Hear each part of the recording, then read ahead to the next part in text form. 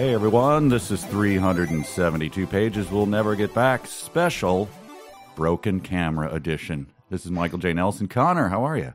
Good. Does Pod Save America have a Broken Camera Edition? Does I think not. WTF with Mark Maron have a Broken Camera Edition? I don't think so. I don't think so. This is a sclusy, as they call it.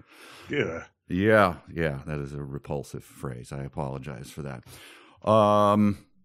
This is the show where we talk through books that we're probably not going to like. Sometimes experiences on airplanes that we're not going to like. But that's not very often. It just happens to be today. No. Yeah. No, usually we love air travel.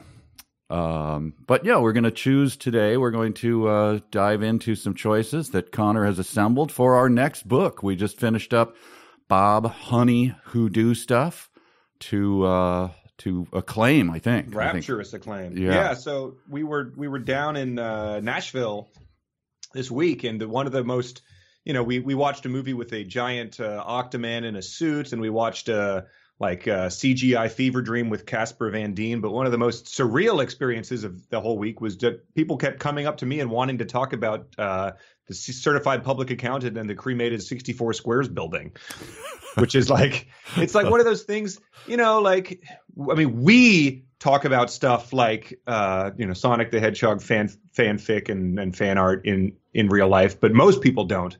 And I felt like this is like one of those things where it just felt weird to talk about it, just face to face with someone on a nice Nashville day, as opposed to squirreled away in my room, tweeting to anonymous people online about it. That felt like the way you should be talking about these books.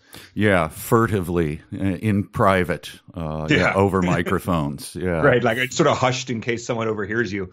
Right, but I'm shocked that it wasn't our most recent endeavor, Bob Honey. It was going back a book, huh? Yeah, that was the one that sort of had the big takeaway. I mean, they liked talking about the podcast in general, but yeah, I even talked to someone who has been listening to it and hadn't yet read Bob Honey, and we encouraged her not to do that as she was sort of progressing through the series. You saved a soul that day. Good for you. You're doing the Lord's work. Yeah. Yeah. But at some point, we went down into the basement of the Bell Court, and we recorded ourselves sort of running through some of these choices that we were considering to do in the future, and that is what we have lost with your camera gate. Yes, yeah. So we did a nice brisk. I don't know. It was like 15 minutes recording, just kind of walking through the choices. So what you hear today will, this is obvious, but it will be a recreation of that. It was gold, I'm telling you, gold. So if this falls short of it, just imagine that there's a special director's cut out there that's the perfect edition of this podcast, but you'll never be able to see it. Mm-hmm. It's our clown who cried. It's the Grizzly Man tape of... yeah. So anyway, the story is this. I have a little Sony camera. It looks like a little digital tourist camera, but it's a super powered Porsche of a camera. I love it because it fits in a pocket. It does video at, 4K video, all this stuff. It's a great little camera. Was a great camera. It's still in the trash about 10 feet from me. It's ripped into pieces because I didn't want to have it sitting there looking like it was okay and could be used and mocking me, because it can't be. It's unfixable. Or, like looking at you with puppy dog eyes, being like, please don't throw me in the trash. So I broke it into pieces that made it an ugly clump of electronics. Yeah, it was get to the gate in Nashville, and it's the typical, ladies and gentlemen, we have an extremely full flight. Your flight is going to be a hellish nightmare. How dare you even enter this space? But I guess we'll do what we can to accommodate you human swine. And they kept, repeating that because of the full flight, we need everyone on board to check their baggage. If you don't, I swear to God, I'm going to check it for you and throw it in the garbage. And that continued for quite a while. It was a very busy day at the airport. We couldn't get into a lounge or a restaurant, so we're just standing there at the gate being hammered with this. Finally, my wife says, I have a big bag. I'll go check it, because they're doing the countdown. We need 74 more people. Yes, a completely made up number that Yeah, they're just. we're at 65 now, and we will be delayed unless you check it. It's like, okay. So she did, and I thought, as long as I'm going to be waiting at a carousel, here you go. And not thinking that my camera was in the bag. It had been wrapped. It was packed. I've traveled to Europe with it. I've thrown it in cabs and whatever, and somehow they managed to destroy it. So there goes there goes our gold. The thing that I feel like for a long time, it was probably just because you guys flew it the most, but Delta was the go-to airline for jokes, and that just is sort of like, just like a baseball team's fortunes, they've sort of been on the rise, whereas United has definitely, due to the dog killing and guy dragging off, has sort of assumed the crown of worst airline. But this might be the thing that could push it back in their. They're back, baby. Back to the Riff Tracks jokes being about Delta. My son, for a couple, well, maybe not quite 2 years, did work ground crew. He wasn't baggage, but he worked for Nashville airline or airport. So I thought, boy, wouldn't it have been ironic if it happened under his watch? And Right. You'd have to live that down. You are not my son. Anyway. Well, the other bad thing is that the place we recorded at the Belcourt basement is a really special place in terms of it looking like we recorded this whole video, and at the end we realized it looked like we were trapped down there by the Saw villain, because it's like we used to hang out there before shows, and it's just they renovated the whole theater and put in a sparkling new lobby, and it's like they added just more dankness and flicker. They made the fluorescent lights flicker more down there. So I wish we could share that experience with people, but maybe we'll have to wait until next time. It is a 100% murder basement with a stained couch in the corner, a chair that just looks like, how did this couldn't have existed in anyone's, this was made for this as a set piece and put in here. And we used to spend hours in that place. And it truly was like, saw your own arm off to get out of there, but we willingly hung out someone there. made the genius, like, sort of Archimedes eureka moment of like, wait, we don't have to be down here. Like, let's go home to the expensive house we rent and hang out there. And it was like, oh yeah, let's do that. Game changer. Yeah. So regrettably you don't get to see Murder Basement, but you have it pictured in your mind, and it's that. Yeah. So let's get to the choices. We're talking about that were just, these are books that people have either submitted. These are books that we found researching, like the worst books ever, or some of them are just books that now turn up in the Amazon algorithm when you go to look at, say, Jim Tice or 64 Squares or Bob Honey. So Amazon is sort of making its own suggestions to us. And it appears that the algorithm is doing a fairly decent job, right? Yes. Because it has recommended some. So there, I was thinking that after, Bob Honey was a published and vetted bestseller, it would be good to, maybe switch it back up to something utterly insane written by a lunatic who then self-published the book. And then, so there are some options like that in there, but then again, there's some other options that are still like big books that are selling well and people are actually reading unironically. So let's take a look at them. Yeah, and a little bit of shade thrown at Dwight David Thrash there. Self-publishing lunatic, is that? The one person I met who was reading these, she said that she had gone on to read more of his because she had the Amazon Prime. So that was it was amazing. Wow, willingly. Yeah.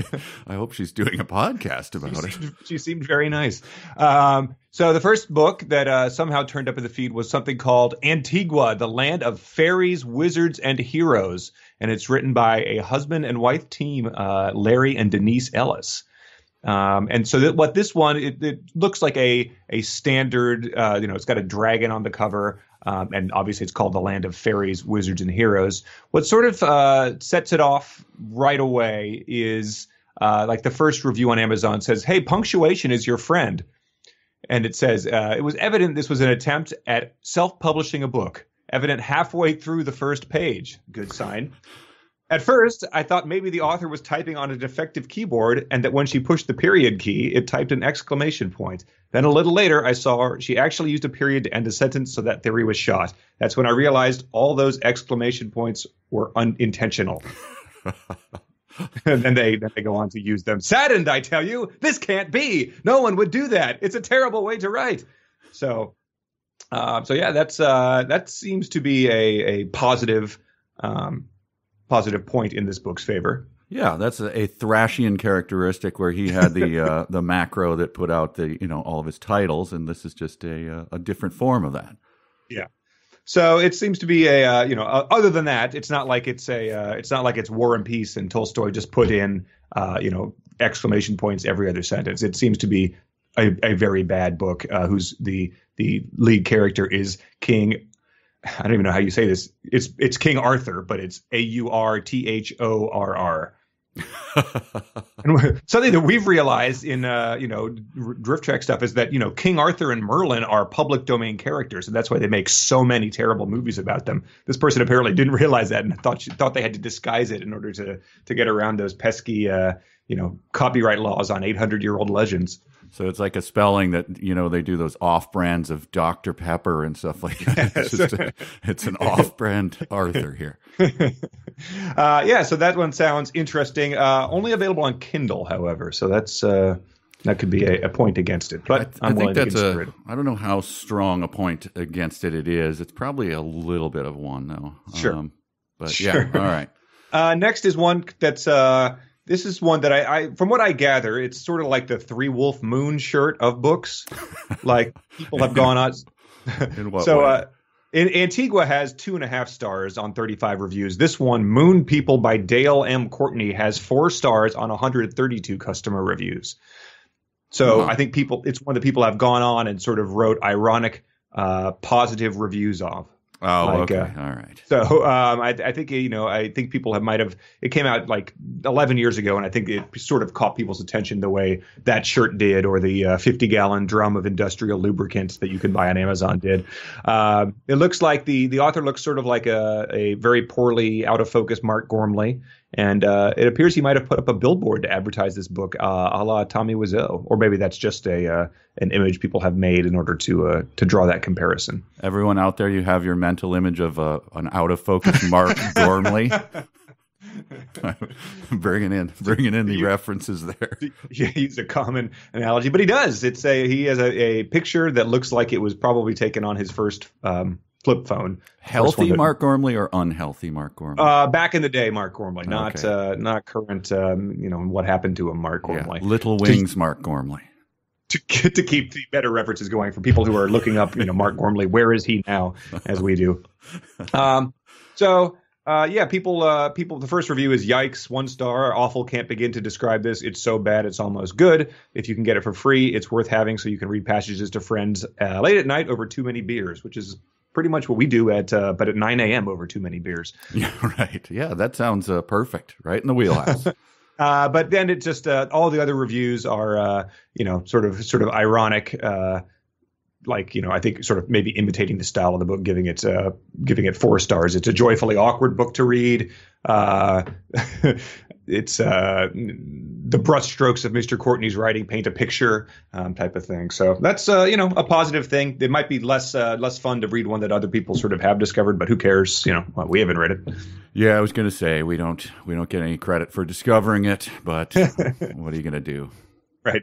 But our listeners are nice, kind, normal people. They probably haven't been ironically reading books 11 years ago before we started doing this. But hey, they're discussing Dwight David Thrash in the daylight with you, so right.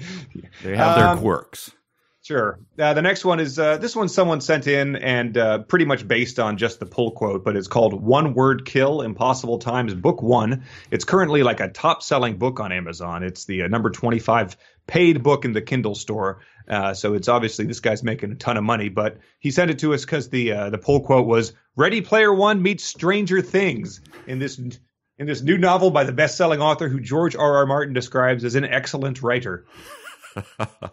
One thing who knows about writing, it's George R.R. Martin, the guy that hasn't written anything in 15 years. That quote, unmoored from anything, is so puzzling. Like, in what context did he say this? Yes, exactly.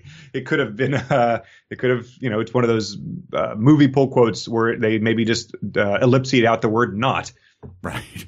The thing I'm worried about here is it like Ready Player One in that it's super long? How many pages is this thing? That's a good question. 201. It's actually very short. So I'm guessing it's about like a teenage boy who learns he has cancer or leukemia, and the people. I don't know what happens after that, but then I guess he goes into some sort of D&D universe, and he's sort of a stand-in for everyone who might read this book. I guess a nerd who just happens to save the world, I'm guessing. Lists off pop culture things that everyone agrees are pretty cool stuff. Right. He finds himself in a race against time to unravel a impossible mystery and save the girl, who's probably, as hot as the character's mom in Armada, I would guess. She has a tiny blemish on the inside of her forearm, and therefore is repulsive to the world. So that's, it's an option. I'm not sure. People seem to actually, the reviews are positive, but then again, so we're Ready Player Ones. Yeah, that's true. All right, I like that. The next one is called, so this one, the impression I've gotten, I think this was on Wikipedia's worst books ever written list, might have been where I discovered it. And the hook seems to be, what if the Hunger Games were casually racist? And it's, So it's Revealing Eden, and it's the Save the Pearls series, part 1. And there is a second part of the Save the Pearls series, but I only 2 parts. So it's written by a former actress who has been in a bunch of movies that we haven't heard of in the 80s. And it's sort of like a Hunger Games thing, where once you turn a certain age, you have to like enter into some sort of contest where people are going to try to kill you. But the hook is the first 1-star review says it's one of the most awful books I've ever read. And it sort of it looks like it's doing one of those things. You know how people will do the edgy version of Othello where it's just like the one white guy. Yeah. So it's like they call it the persecution flip. And so that has been done this. But I'll just read a selection from the review. Having your innocent white protagonist living in constant fear of being assaulted by monstrous black men is not progressive. It's horrifically racist in and of itself. It doesn't help that the book uses that this book not only uses blackface as a plot point, the author even encouraged white people to go out in public in blackface to promote the book. We'll have to look into that parenthetical. But it gives black and white people the ludicrous names of Coal for blacks and Pearl for whites. I'll let you work out for yourself why that might just be a problem. Oh, man. So it says the writing is horrible. Your pet peeve uses too many commas. She abuses the thesaurus like nobody's business. She says that the reviewer wanted to keep quoting Inigo Montoya and saying, you keep using that word, but I don't think you know what it means. So it has 70%, 77% 1-star reviews. So I think that one's kind of promising. What if all of our listeners encourage us to do that, which we then do, and then we end up ruining our careers because we step in it in ways that it seems dangerous to me. It's who knows? I think that it's probably so clumsy without it being like actively. I think she probably had no idea what she was doing, but in this first review, what does it say? The reviewer says, stay far, far away from it and pick something much better. Hunger Games, Brave New World, Ready Player One. Oh. So, yeah, you never know. Who knows? Let's see what people think. All right. The next one is one called, this is just came out, and a couple people have sent it to us. It is the new book by E.L. James, the author of the 50 Shades trilogy. It's called The Mister. And people have sent it to us because the Entertainment Weekly critic posted on Twitter that this is the first, and she claimed only book she will ever give a rating of an F to. Wow. Why would you say that in advance? I don't know. I mean, I just think it might be that level of bad that she's just she knows that she will never encounter anything else this bad. It could be a perfect storm. But the headline is A.L. James, The Mister is so much worse than 50 Shades. And so, she says, whatever you think this book is, you are absolutely wrong. And to get the big question out of the way, because I don't think we want to read 50 Shades on this, but she says to get the big question out of the way, there are no elements of BDSM in this book. So, and she claims it's a straightforward romance. And she says, while there are some genuinely fun moments in the 50 Shades series, The Mister is unoriginal and dull from the syntax up. So that sort of sounds like to me like the reviews of Armada after Ready Player One, where you're like, yeah, you can't even satisfy fans of a garbage book. Of garbage, yeah. But it's, once it's going, once they have to take the step back and being like, okay, well, the first one, which is bad, was good compared to this one, which is very bad. And, we wondered with Armada how that could possibly be true, but it did prove out. I also wonder how many people, when they read the review and it says no elements of BDSM, is like, hard pass then. Yeah. I'm out. Yes, because if I want that, this is how I'm going to get it. Is in these best-selling New York Times bestsellers. But yeah, so I haven't actually read too much more of the book, but it seems like I think it is currently the number 1 or 2 selling book on Amazon. So it's widely available, and it's probably going to be something that if you're listening to this, you probably have people in your life, whether it's relatives or people at work, who are probably going to be reading this and talking about how much they like it. So we would be able to give you the catharsis you need to deal with those idiots. Yeah, you also have the advantage of when it's a book like this, you're going to find it on the seat of a bus or something, so you don't have to go out and buy it. It's going to be in a waiting room or something. Right, exactly. So so that's that one sounds intriguing to me, even though I haven't read too much about it. But the reviews are not good. And then the last one. So this is just the last one that I've even sort of like listed. I'm sure there are many other books out there we could do, but this one I already bought because someone recommended it to us, and when it was on Amazon, it cost $1.99. The price has since gone up, but it's called Trucking Through Time by Charles E. Harris. That is very promising. Yeah, so it's got a picture of a truck going through sort of Monument Valley with a very poorly superimposed Indian chief. Looks sort of like he's wearing like a ceremonial headdress. Over the top left corner, there's like a sort of attractive Native American woman on the right, and then there's a bald eagle soaring over it. And there's one review came out in I think 2003, and the one review says it says just as 5 stars, buy this book, and it's written 10 years ago. Trucking Through Time gives one of the most rare pleasures a reader can encounter: complete novelty. It is not that it's a well-written book, it's anything but. However, it explodes with the audacity only a new author can bring to his subject. To my knowledge, there is no other book by Charles Harris, and no sequel is possible, and even if there was another one, I wouldn't want to read it. So that's interesting. No sequel is possible. Yeah, that is very intriguing. Does the space-time continuum evaporate in like a singularity on the last page? So that's very interesting. But then he says, cartoonish characters abound. The plot twists in the same way bricks do. I don't really understand that. And there's absolutely nothing positive I can point out directly. But this book has value if for no other reason than it defies irony. Then it says it gives a little jab to these pretentious readers. Take a break from the Borges. Yeah, and break off some trucking and adventure in time with a couple of good old boys without a mean bone in their bodies. 10-4. I assume it can't. There's no sequel because the arm wrestling contest ends and he wins another truck. And what else are you going to do after that? Right. The time traveling truck was sort of like beat up. So when he did win the free truck in the Vegas competition, he had to say goodbye to it. The powerful scene where he confronts his evil father-in-law and says, "Damn you," and then the response is "No, damn you," is very compelling. He could have gone back in time to that moment and then just pushed his father-in-law off the balcony before he had the chance to retort, or he could have had a better retort prepared when he got the "No, damn you." Yeah, let's holster up something a little better and go back in time. Because that really befuddled Stallone in the movie. So yeah, we've got potential over-the-top jokes. So yeah, this is essentially seems to be over-the-top combined with Bill and Ted, I guess. And it's written by a guy who used to, I think, drive the equipment truck for I think either the University of Tennessee or the school that's in Nashville, Vanderbilt football team. Yeah. So he's he seems like probably a nice guy who just happened to take his passion and write a book about it. And as long as people can get it, I'm not sure if it's one of those print on demand books that Amazon does. But it seems like a potential winner to me. I think we should contact the person who wrote that review that, everything in it is trash. There's no twist, but it defies irony.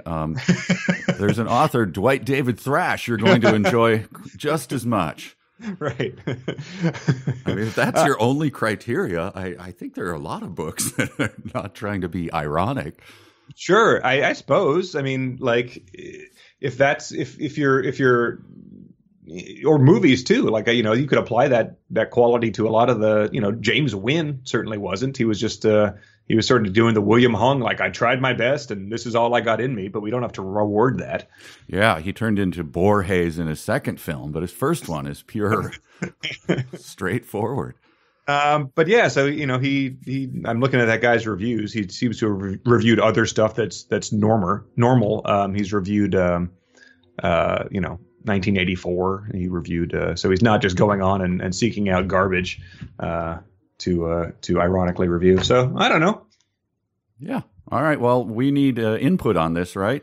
Yeah. So let us know what you think. I mean, these are not the only candidates, but, you know, we probably should get started on something else sooner or later. So maybe they are the only ones to do this time. So yeah, maybe I'll in the meta text or the whatever you call the text of this, I'll put up the links to these books so you can take a look. And we can screw up the algorithm for my book even further by having people look at these products. Right. And in the meantime, I would just encourage you all to not check your bags. I think that's the big takeaway from this. You know, just, you know, off the top of my head, it seems like there's one way this problem could have been avoided. But with your $1,000 camera in the, you know, bag that you're having people toss around, not something you're ready to joke about yet. Yeah, I'm sitting here. I'm freezing you out, but it's tough to do on a podcast. Just didn't. I mean, sure, it was. I'm sure it was happened in a flash. Like you were checking it before you realized that, you know, you can put things in a bag, but you can also take things out of a bag if it's going out of your possession. Just maybe something to consider for the next time you're. Thanks. This has been 372 pages, everybody. We'll see you next time, folks.